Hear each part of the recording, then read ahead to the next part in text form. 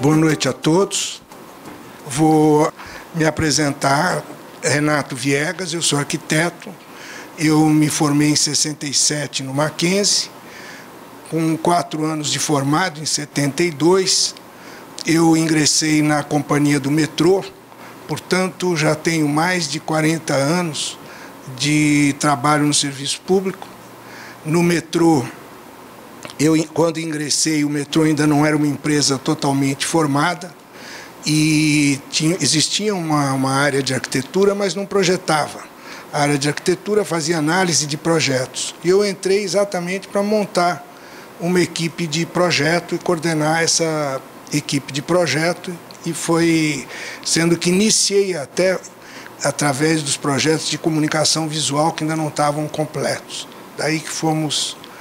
Dentro do metrô eu fui também gerente de projeto, depois projeto civil como um todo, gerente de planejamento, e tive um desvio de 6 anos, a partir de 83, quando eu fui gerente de operações. Por incrível que pareça, eu passei 6 anos tomando conta do vai e vem do trem e todas as encrencas que acontecem na dimensão que é o metrô de São Paulo. Dentro da Secretaria de Transportes Metropolitanos tem também, além do metrô, a MTU e a CPTM, a co-irmã do metrô, uma empresa também de transporte sobre trilhos, onde eu fui gerente de projeto civil e gerente de planejamento. E no metrô, eu fui ainda diretor de planejamento do metrô de 2003 a 2006 e respondia nessa época também pelo planejamento da CPTM. Foi uma tentativa de tratar os trilhos de forma integrada. E há 2 anos eu venho presidindo a Emplaza, que é a empresa paulista de planejamento, é uma SA, que nesses 2 anos, nessa gestão, ela retomou as suas atividades, retomou com uma certa efetividade a sua participação dentro do governo. O tema de hoje é o território, que entendido como o lugar, o substrato físico, determinado pelo uso que é a ação do homem o transforma, o modifica, o constrói, o palco das ações humanas. E o símbolo utilizado, inclusive pela forma da área escolhida, é o vórtice, que é aliás, me obrigou a ir ao dicionário, descobri que é voragem, rodemoinho, e é um fenômeno, portanto, dinâmico, e que se expande além dos seus limites. E, nesse sentido, eu gostaria de tratar de uma área nova, de uma experiência que é pioneira, eu acho.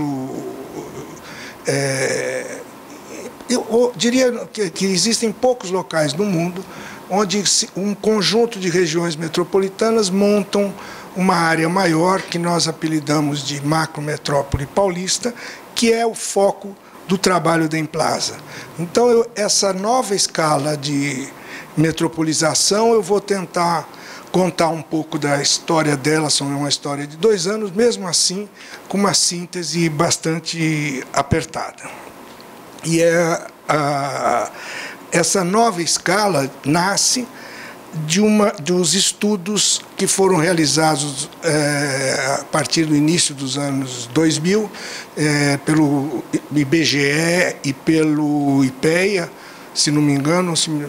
A Diana é colega de trabalho lá, colega de diretoria, foi do IPEA e já confirmou. E é o estudo de rede de cidades, quer dizer, e esse estudo de rede de cidades, ele se contrapõe em termos de caracterização ao que é entendido como metrópole pela Constituição de 88. Vou passar 2 imagens e depois eu vou entrar na explicação. Essas imagens ficam como uma memória do que eu vou desenvolvendo em seguida. Então, este seria a síntese, o mapa síntese do estudo paulista, da rede urbana paulista. Não sei se dá para ver com clareza, mas o vórtice que nós estamos falando, o ZL vórtice, é aqui. Então, realmente, se eu imaginar a expansão a partir dele, ele está no olho do furacão. Isso aqui são aglomerações urbanas isoladas, mas esse conjunto, só pela configuração esse mais escuro são as regiões metropolitanas e outras unidades regionais, já mostram o que vai formar a macrometrópole paulista, que eu vou desenvolver conceitos e características no decorrer da palestra. Mas vamos só fixar: é a região metropolitana da Baixada Santista, a região metropolitana de São Paulo, a região metropolitana de Campinas e a região metropolitana do Vale do Paraíba e do Litoral Norte. Os restantes são aglomerações urbanas e São Roque e Bragantino, uma microrregião. Esta é a área que se configura como a macrometrópole paulista.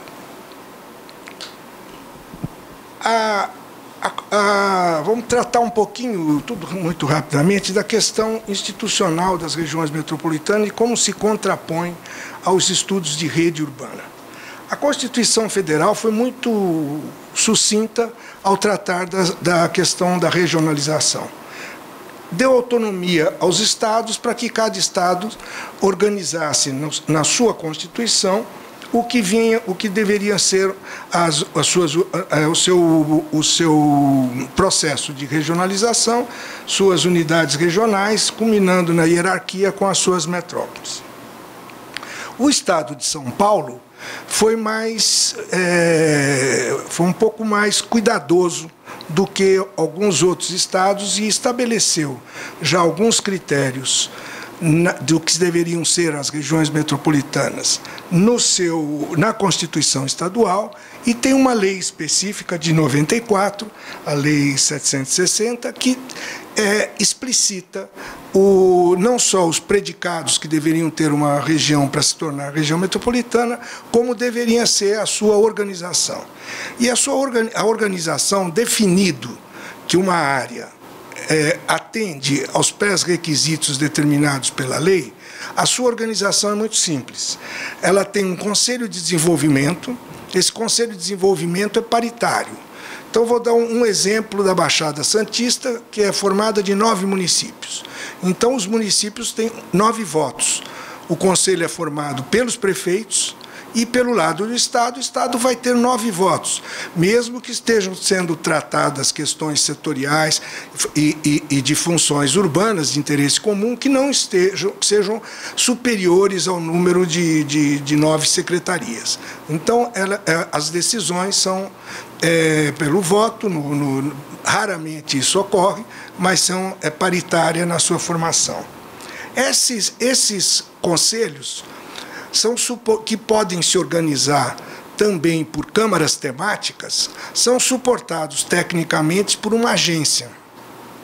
Essas agências são autarquias estaduais. É o Estado que mantém esse arcabouço técnico para dar suporte aos conselhos.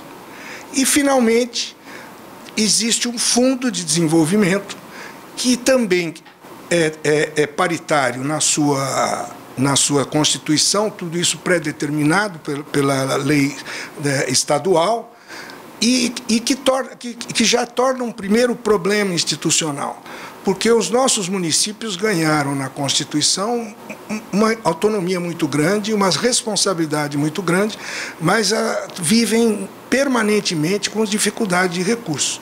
Então, como o Estado pode até abrir mão de contribuir na mesma paridade, mas isso já quebraria essa lógica. Então, tem sido obedecida e acaba sendo um limitante da capacidade financeira dos fundos, que ficam voltados mais para projetos e estudos. Bom, quando o IBGE e o IPEA trataram de criar o que eles chamam de região de influência das cidades, o REGIC, eles se viram frente a essa necessidade, porque aquela heterogeneidade dado ao tratamento, cada estado podendo fazer como quisesse, levou a um número discrepante de metrópoles e principalmente discrepantes nas suas capacidades técnicas, nos seus tamanhos, na sua importância econômica. Nós temos, pelos dados do último Observatório das Metrópoles, instituídas 51 metrópoles, obedecida à Constituição de 88. Já na rede urbana, que se volta mais para procurar a dimensão de desenvolvimento do território, quer dizer, a relação de fluxos, as relações funcionais, as complementaridades para a construção dessa rede de que passaria a ser um território como centro do planejamento, quer dizer, um território capaz, por já ter condições de aceitar um planejamento, ser uma plataforma para políticas públicas mais eficazes, mais eficientes. Só para dar um balanço, eu falei em 51 cidades, 51 metrópoles instituídas com base na Constituição de 88. Pelo REGIC, nós temos apenas 12 metrópoles. E essas 12 metrópoles, que abrigam 35% da população, respondem por 50% do PIB nacional. Então, a força do fenômeno metropolitano, da metropolização, é enorme dentro da nova ordem econômica mundial, da nova forma de produção em que se organiza hoje a economia no mundo. A rede urbana paulista se baseou nos mesmos critérios que foram esses que, de forma muito geral, eu apresentei, começaram a ser estudados, tratados pelo IBGE e pelo IPEA. E chegou àquela configuração que eu mostrei para vocês, que resulta numa área de 50 mil quilômetros quadrados, apenas 20% da área total do Estado, com 173 municípios, num raio aproximado de 200 quilômetros da capital, mas ela tem 50% da área urbanizada, 75% da população, e, mais impressionante, responde por 83% do PIB do Estado. E do PIB nacional, quase 30%. Então, a funcionalidade, a competitividade dessa enorme área que nós estamos chamando de macrometrópole é fundamental, é estratégica para o desenvolvimento do próprio país. Esse território apresenta uma conurbação descontínua pela presença enorme de áreas muito grandes de preservação natural. Nós temos um ativo ambiental expressivo de mais de 30%. São as áreas de proteção áreas de proteção da Mata Atlântica, Serra do Mar, Mantiqueira, Bocaina. Esse conjunto todo permeia a macrometrópole. Tem um sistema viário e de transporte que propicia uma articulação que não existe em outra parcela do nosso território, né? Das 20 principais estradas que existem no país, 19 estão cruzando a macrometrópole paulista. Tem deslocamentos pedulares fortíssimos e, apesar da desconcentração, crescentes. Entre 2000 e 2010, dobraram-se os movimentos pendulares diários, chegando a 3 milhões de movimentos pendulares diários dentro e intra-macrometrópole. E o que eu acho mais impressionante, 65% da carga produzida no Estado, da carga movimentada no Estado, tem origem e destino dentro da macrometrópole.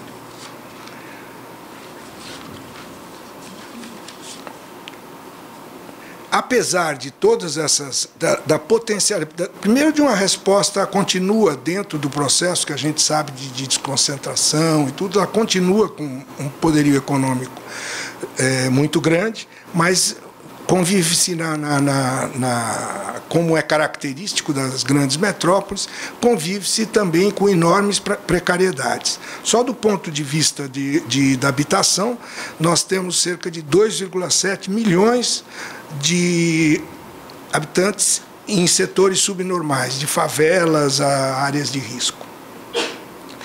E esse território, que tem um processo único de relações econômicas, com uma heterogeneidade estrutural muito grande, mas com funcionalidades complementares muito evidentes, é esse território que nós, em Plaza e Secretaria de Desenvolvimento Metropolitano, recebemos no início dessa gestão como responsabilidade de procurar, desde o enfrentamento inicial, era descobrir o que é característico de uma macrometrópole, quais são os instrumentos que nós precisamos privilegiar para enfrentar esse problemão, que é um problemão salutar, na medida que, se bem o enfrentarmos, não só estaremos trazendo benefício à população toda, como estamos aumentando o poderio da locomotiva que puxa o restante do país.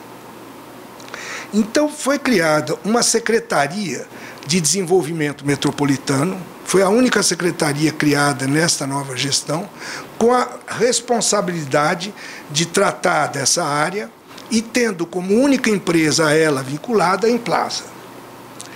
Foi criado, mais do que a recriar a secretaria, foi criado um sistema de desenvolvimento metropolitano que é composto por uma Câmara de Desenvolvimento Metropolitano, instituída por decreto, onde 11 secretários são coordenados pelo próprio governador, tratam das questões da macrometrópole. São os principais secretários ligados à infraestrutura e os secretários ligados ao desenvolvimento econômico.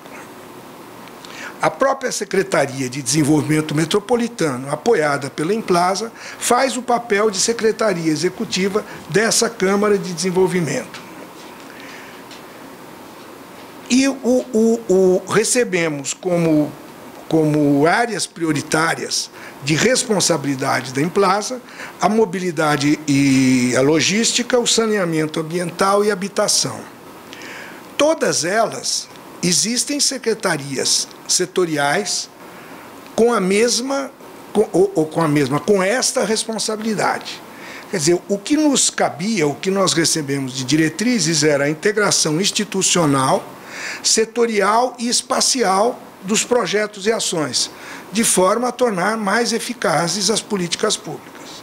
Uma focalização espacial precisa das ações, dos projetos, dos investimentos, um aperfeiçoamento dos instrumentos de intervenção nas políticas públicas e a criação de novas formas ou mecanismos de atuação na macrometropolitanas. Dentro desse 2 minutos só, vou ter que correr bastante. Vamos lá. Dentro desse quadro, as funções da Implaza e da Secretaria seriam, basicamente, dar apoio à formulação de políticas públicas do Estado, articulação e viabilização de ações, programas e projetos. Eu acho que essa é as palavras-chave, articulação e viabilização. E isso remetido para os 3 níveis de governo. O instrumento que nós escolhemos para, depois de muito debate inclusive com a participação, pelo toda a minha experiência que eu tive na administração pública, em comum do Conselho de Administração, que nós temos um Conselho de Administração de pessoas, tanto da academia, com larga experiência em todas as áreas do planejamento. Hoje vocês vão ouvir a Regina Meyer, que faz parte do nosso Conselho de Administração, e outros tantos. E as reuniões do Conselho são reuniões de trabalho, muito diferentes do que eu sempre vivi em outras empresas. Nós chegamos a configurar o que nós chamamos de plano de ação para a macrometrópole. O plano de ação iniciou o ano passado e nós já cumprimos as primeiras etapas que dizem respeito primeiro internamente a fazer uma condensação do que já existia de diagnóstico e discutir e levantar junto com os representantes de todas aquelas secretarias que faziam parte da Câmara de Desenvolvimento, quais seriam os eixos estratégicos. Esses eixos foram escolhidos 3 eixos estratégicos para desenvolvimento do plano: a coesão territorial e a urbanização inclusiva, a conectividade territorial e a competitividade econômica, e o terceiro eixo, a governança, mas a governança no sentido de governança de uma carteira de projetos, porque o objetivo desse plano, que deve se concluir até o final do ano, iniciando logo em seguida o processo de acompanhamento, é chegar a uma carteira de projetos estruturantes. Eu estou falando, para dar números, algo que passa de uma dezena, mas não chega a 2. E que com horizonte de 2020 e 2040. Projetos que articulam diversas áreas.